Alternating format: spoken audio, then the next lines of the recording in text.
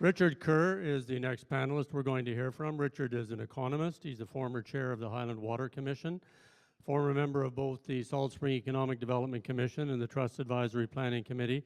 And we actually have a question for you, Richard. You were a member of the previous Incorporation Study Committee 15 years ago, and I understand that you voted yes to incorporation at that time. So I think those in the audience would be curious, as I am, as to why you've changed to voting no on this occasion. Thank you, Donald.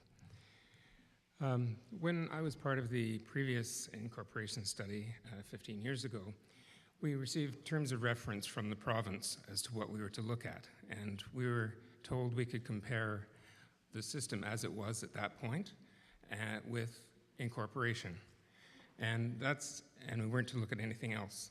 And that's the same type of terms of reference that were provided to the recent governance study and the recent incorporation study. They were forbidden to look at any improvements to the existing system that we have here on Salt Spring. That's hard to believe, but it is the truth. And but despite that, myself and other members of the community have looked at possible improvements to the system, and we found quite a number of potential improvements. One of them being the possible creation of an elected local community commission under the CRD umbrella that would have potentially 6 elected members plus the CRD director, so it would be the same size as a municipal council, and it could be responsible for planning and delivery of services on Salt Spring. It could act as a community forum.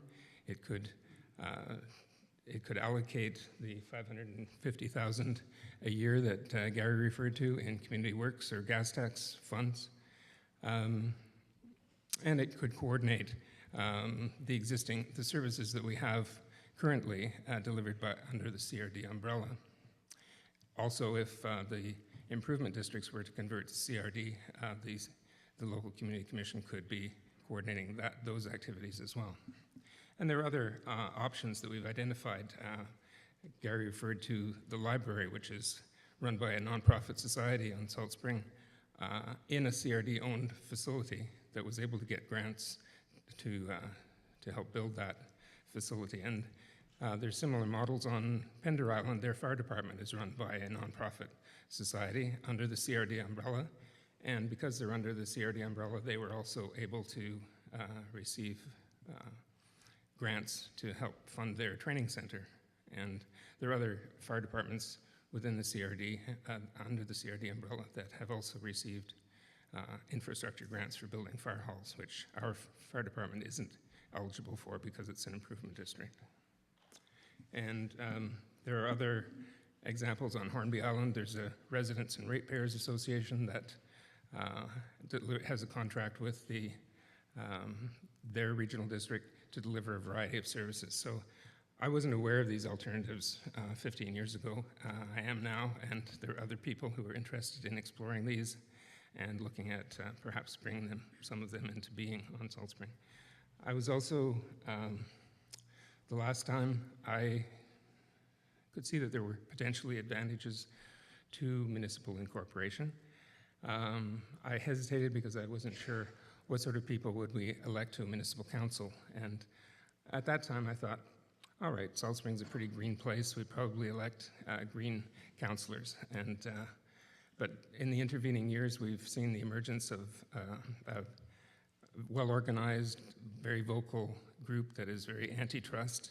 And the thought of those people becoming municipal councillors with the power that would be concentrated in a municipal council frankly frightens me.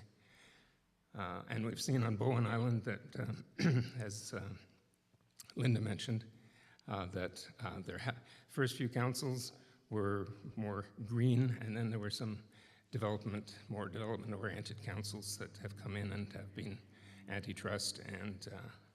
And then the other point is about the financial viability. Bowen, it had just recently incorporated 15 years ago, so there wasn't much track record.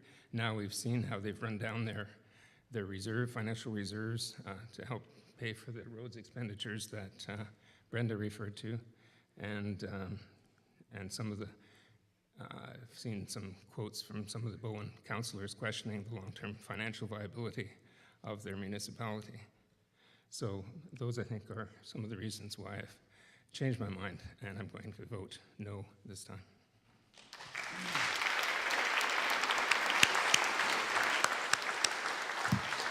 Thank you, Richard.